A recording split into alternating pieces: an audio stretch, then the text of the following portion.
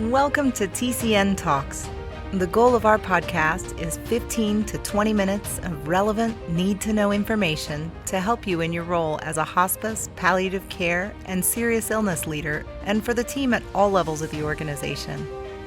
Our goal is concise and relevant information because brevity signals respect.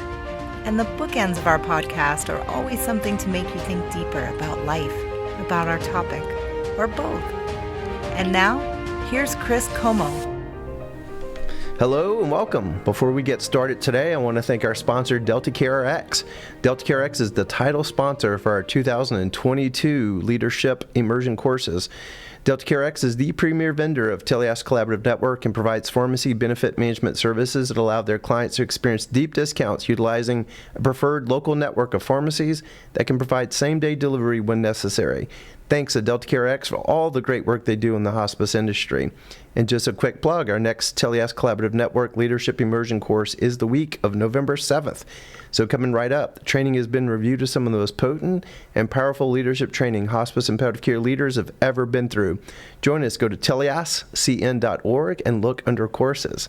So our guest today is Michelle Webb. She's a clinical assistant professor of nursing, certified cultural intelligence facilitator, and unconscious bias coach at the Duke University School of Nursing, and also have the privilege of saying Michelle's a dear friend as well. Welcome, Michelle. Thank you. I'm excited to be here. It's so good to have you. Michelle, what else does the audience need to know about you? Well, I'm also a nurse that loves hospice and palliative care, and I'm currently the president-elect for the Hospice and Palliative Nurses Association, and know Chris and the TCN team from my time spent with them, as well as over 17 years now, I think, of work in the hospice and palliative care field, and also worked as with TCN for many years, and just have a passion for taking care of those who are seriously ill and for really enhancing and advancing nursing practice in the hospice and palliative care space. So those are kind of the most important things. You know, like everyone else, I have the story of how I came to this work. And have continued to have personal experiences that affirm that this is really my cause, part of my cause and purpose. And now I'm focused on really equipping the next generation of leaders in nursing. And I'm very excited to have the opportunity to work with the next generation, because they definitely are coming into nursing at a time and into healthcare at a time where the challenges are huge. Yeah. And we're going to be talking about one of those today. So yeah, well, and that's such a great segue, Michelle. And just first off, I want to thank you for the work that you are doing. For us to lose you to anything, this would be the thing I would want to lose you to, is you are truly on the front lines and working on the future of nursing in your role. In fact, you and I were talking before the show just probably what to title this, and I think we're going to title the show "The Staffing Crisis That Is Probably Not Going to End." So what are your thoughts, Michelle, regarding the current healthcare staffing challenge?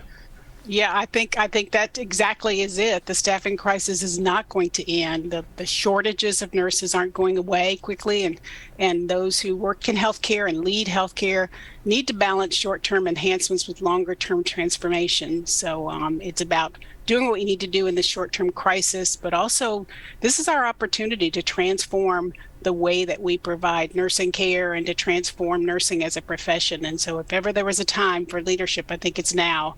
I say to my students, there's a significant shortage of nurses, but there's a dearth of transformational leaders. And so part of what I hope to have as my legacy is that I help to really develop some of the next generation of transformational leaders, because we need them everywhere. That nursing practice has influence and voice, and definitely the staffing crisis is one of those places. And we need to be at the table everywhere that healthcare transformational work is happening, and show up as nurses to be a part of the solution to a crisis that's been there for a while, but now is one that really we need to look at, not just managing, but also transforming the way that we staff nurses and retain nurses, and really create an environment where they can thrive and and have the joy that I've had for, I won't say how many years now as a nurse. Come on, Michelle, plug that in there. But it's now about 40 years, and I say to my students, I love being a nurse more than ever in spite of the challenges, and I am inspired when I work with them, and inspired by the energy that they bring, and the hope for really doing things very differently. I think you and I, Chris, talked some time ago about a conversation that I had with a colleague who's at I think he's at the Ohio State University, but he was talking about how whenever you've had a problem around for a long time, it's a problem that's ripe for innovation. So I really think that this shortage is not going away, and it's ripe for innovation and transformation. Well, a couple of thoughts, Michelle. Again, I have so many Michelle-isms over the year, just little poignant moments of just deep wisdom that just like the moment settled upon me. And one was, at the time, maybe you had been nursing in 30 years, so it was probably maybe 10 years ago. And you just looked at me just very profoundly and said, I've been a nurse for 30 years. Never been a day someone picked up the phone and called me and said, Michelle, just want you to know we have all the resources we need today. And I just remember going, oh, so this has been a problem for a long time. This is not new. Right. But obviously it's now kind of gotten to an acute stage. And the other moment that just really sticks with me, this is just such a profound Michelle moment, and maybe you might speak a little bit to this. We had a partnership in Zambia, just such an amazing partnership where we were trying to help palliative care across the entire country. Dr. Janet Bull and you and Dr. Morris. Let's jump to a chance to make a difference for an entire country, and obviously even also impacting the continent of Africa. And remember, when you got back, I just looked at you and said, Michelle, what's maybe one of the most profound things from the work? And you just looked at me and said, we have so much abundance. And it just came out, and I might be paraphrasing, but that's what I walked away with and thought, wow. And so it feels like both of those just feel very poignant to the moment. I feel like I see some leaders telling staff, look, we're going to find staff and it's going to get better. And I feel like, no, it's not going to get better. And if we overpromise and underdeliver, we're just really missing an opportunity. So can you speak to all that?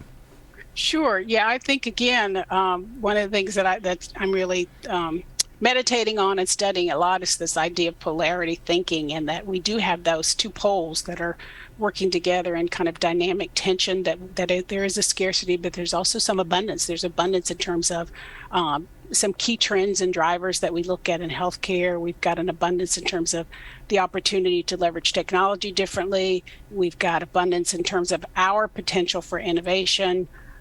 And so I think that, again, it's not an either or. It's not just focusing on that scarcity, but focusing on the abundance that we do have. And that was definitely my experience. I think that it's how we use the abundance that we have to really, again, hold in tension that scarcity that we have in terms of labor and in terms of our workforce. It isn't going away, as we've said again.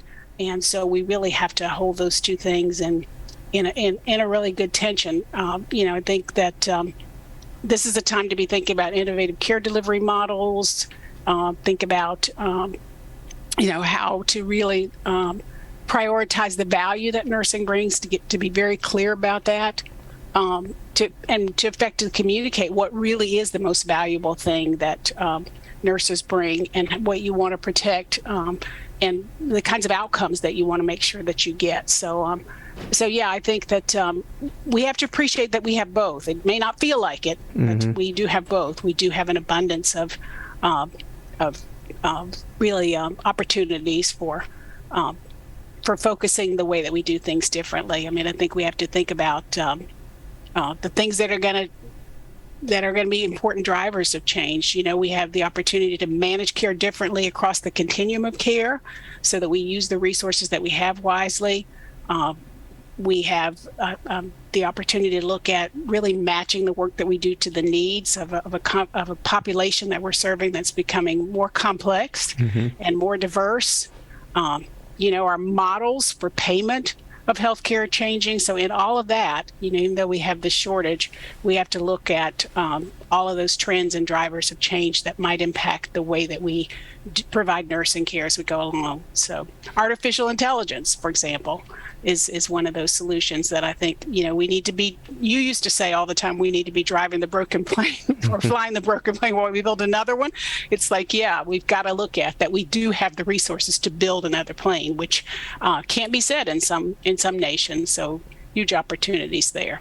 Well, 4 things that just picking out of what you just said. So the first one, and I feel like it's that wisdom where you're saying that there's never been a day where we've had all the resources. So any advice, speak to leaders of just speaking the truth, because it feels like if we don't speak to that truth, we're missing a historic opportunity. That this is a challenge, and this challenge, we don't have a bunch of nurses hiding under a rock that we're just going to automatically find them. So any advice to leaders first off about just speaking truth? Yeah, I think it is important to be truthful that yes, we've got to we are facing this shortage, but also that we in addition to looking at that, we need to continue to do some of the things we have been doing. Doesn't mean that we can't still be more efficient, more effective, more focused. That we have to, again, it isn't because we have a shortage, we accept less in terms of quality. Again, it is truly a time, I think, where for great creativity in the way that we do things. And I feel like I'm saying the same thing, but I think that sometimes people are saying, well, I can't be efficient, I can't be effective, I can't do this, and I can't do that. Those things don't need to go out the window. We need to face the reality that we do have really significant shortages, but we also have lots of things that we can do to change the way that the workforce is structured, what we do, and also there's a lot that we can do really to address kind of supply through kind of the value population, and also address demand through new work models. So asking ourselves what's going to draw people into the nursing profession? What do we need to do to make it the type of work that people seek to do, find joy in doing, and then where is the value that connects to what people really feel is important to them? I mean, I think about for myself, it hasn't changed for me the reasons that I chose to be a nurse and the reasons that I chose healthcare. But I always am interested when I talk to nurses, not just what drew you into nursing, but what causes you to stay and what brings you joy in your work. And I think you've got to be looking at both. Okay, how do we increase the supply?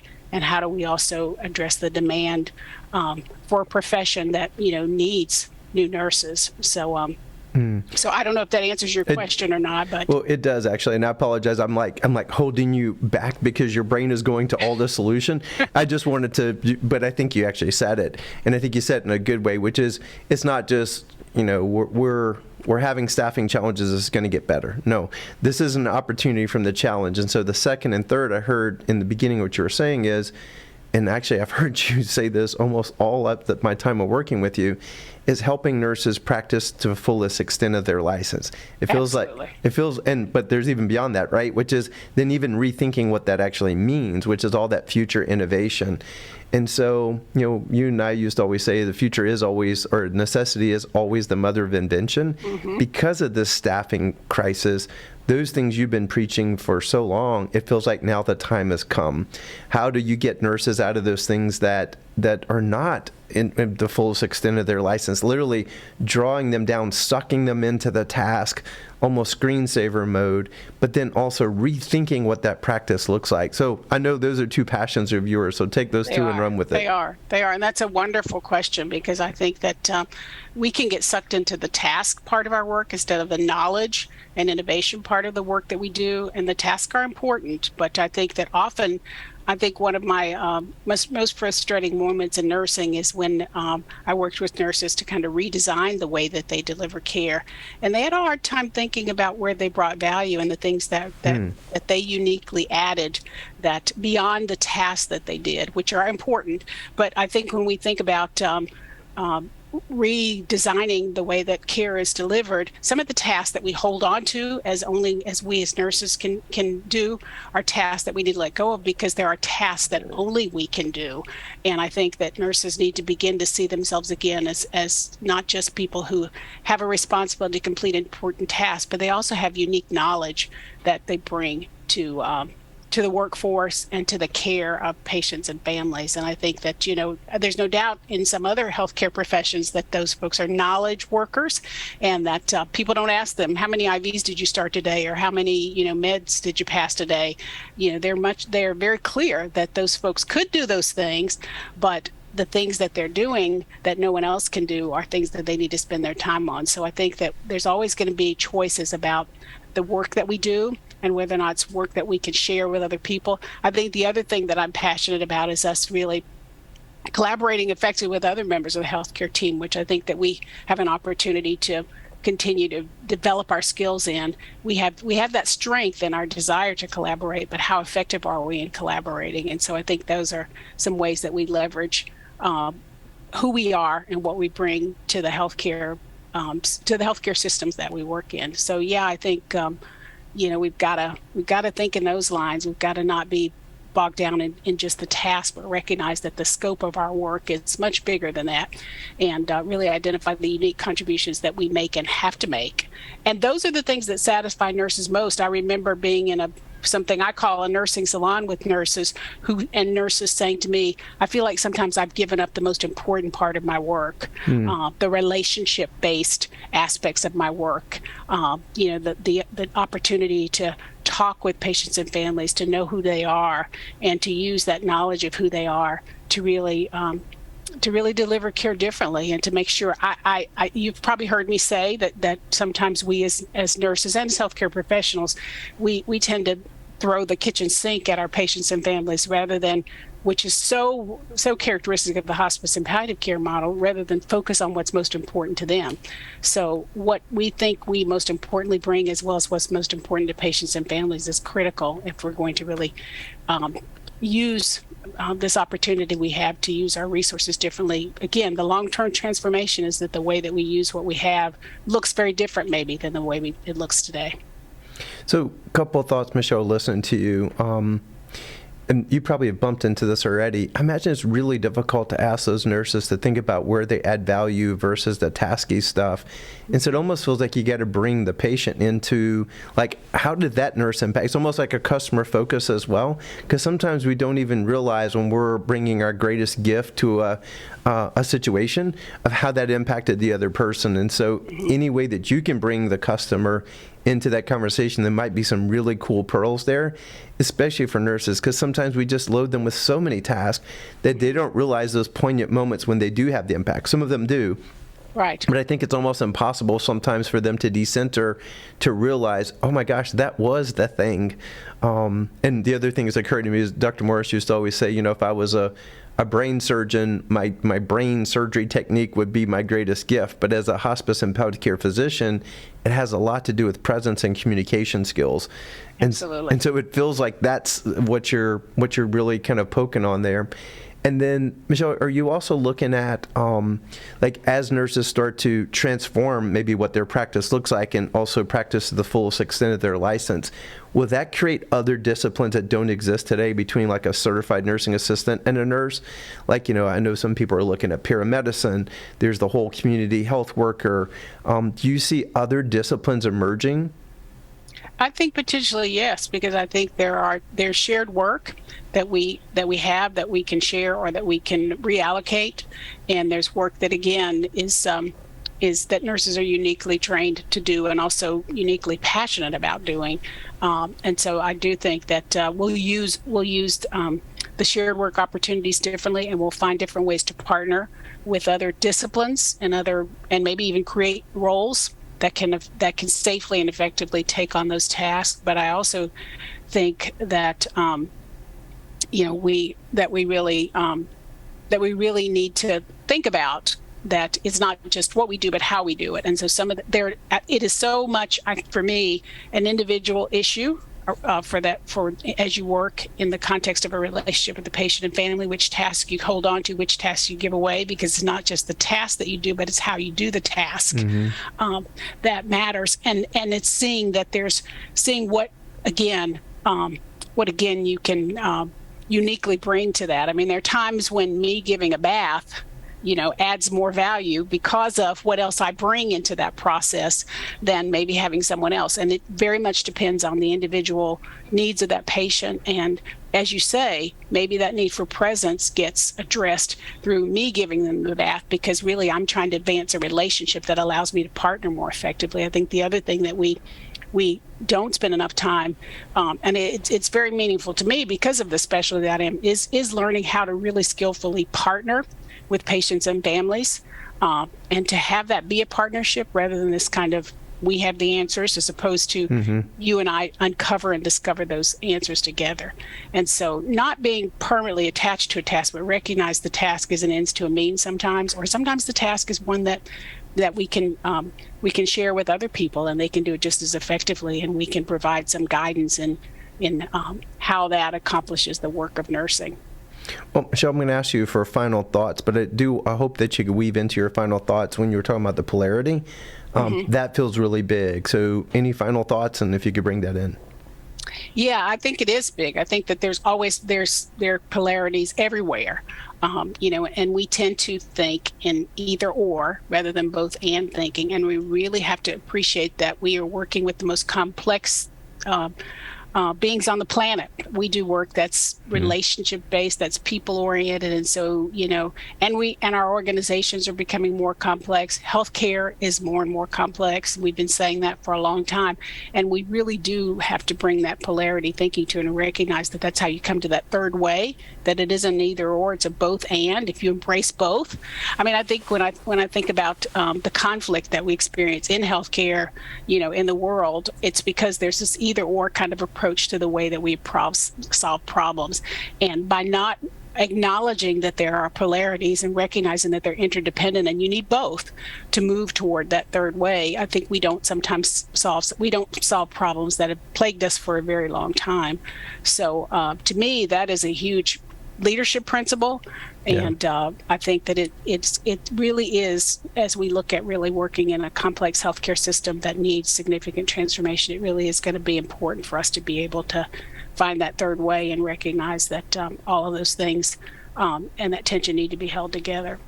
Michelle, when I hear you say that, my famous little analogy of the vision of the eagle. It's like that keeps coming to me every day. That is, and it wasn't mine. I got it from another speaker years ago. But be able to see the vision, but see the details, and like literally think on both planes at once is another kind of metaphor, or at least that comes to my mind when I hear you talking. And it's easier to do that either or, right? Let me just get that done, just get it off the list. But it just screws stuff up. And this is a time where just doing that same old task and getting it off your list with either or thinking is probably doing more harm than good. And so this is the time for true leadership, where we do have to do that both and thinking. And it's understanding the vision, just like you're talking about. We've got to think about the model in new ways while we're involved in the nitty-gritty details of how am I going to staff this shift today? How are we going to and literally be working like on two planes at the same time. That just keeps, I just feel the weight of that as you keep talking. Oh, yeah. And I think when I'm talking to students and I teach pre-licensure students, and I teach across all programs, but my pre-licensure students struggle with this idea of, hey, I just want to take care of patients. I just want to be a competent nurse. And I'm like, but you are, from the moment you enter this profession, you're a leader because you have influence. And so don't miss the opportunities to do just exactly what you said. I mean, to influence, the environments that you work in, to influence the way that care is being delivered. Because you got to be safe. It's not safety or transformation. It's not quality care or enough staff. It's all of those. You have to figure both of those out. And I think that it's that either or. It's like, well, I can either take care of the patients or I can transform the environment that I work in. It's like you have to be able to do a little bit of both. You have to be in the midst of that and see where the opportunities are for that to be a better place to work, for it to set you up to be successful in practice. And you really have to be thinking on both those planes as you described, because I think that's so powerful. And if you miss too many of those opportunities, then you end up just kind of going through your day and only seeing one way, as opposed to seeing how you have the opportunity to influence both poles. Yeah. And it's just going to be back the next day in a different way. Exactly. Exactly. So Wow. it's that sort of thing. If you only focus on the urgent and important crisis, then you never get a chance to focus on the things that could perhaps help you prevent the crisis or help you really solve some problems that have plagued you for a long time. And that's where that kind of thinking really is very helpful. Well, Michelle, final thing is, what book are you reading right now? I'm reading Navigating Polarities, which is really something that I'm really trying to learn. There's tools, there's a framework associated with it, and there is a lot of just great wisdom about working in the complex, living and working in the complex world that we live in. It's using both and thinking to lead transformation, and it talks about how you do two seemingly opposite things at once, how you can be candid and diplomatic, how you can provide structure and flexibility, how you can keep things stable and lead change at the same time. You can focus on organizational interests as a leader and do what's best for employees. It's that deeper understanding give you a deeper understanding of where they show up and how they work. And so it also, I haven't gotten to the place where I'm deep into the practical tools, but there are practical tools to transform that tension into really a very positive driving force and help by expanding your either or thinking to include a both and thinking. Wow. Well, Michelle, thank you. And thank you for the work that you're doing. I have a feeling this is one I'm going to listen to a couple of times and keep unpacking. So, and our listeners always want to thank you and always want to leave you with a bookend to our podcast. And Michelle and I read this quote by her, and it felt very apropos to our discussion today. It's from John Kenneth Galbraith. It says, "All the great leaders have one characteristic in common. It was the willingness to confront unequivocally the major anxiety of their people and their time. This and not much else is the essence of leadership." Thanks for listening to TCN Talks.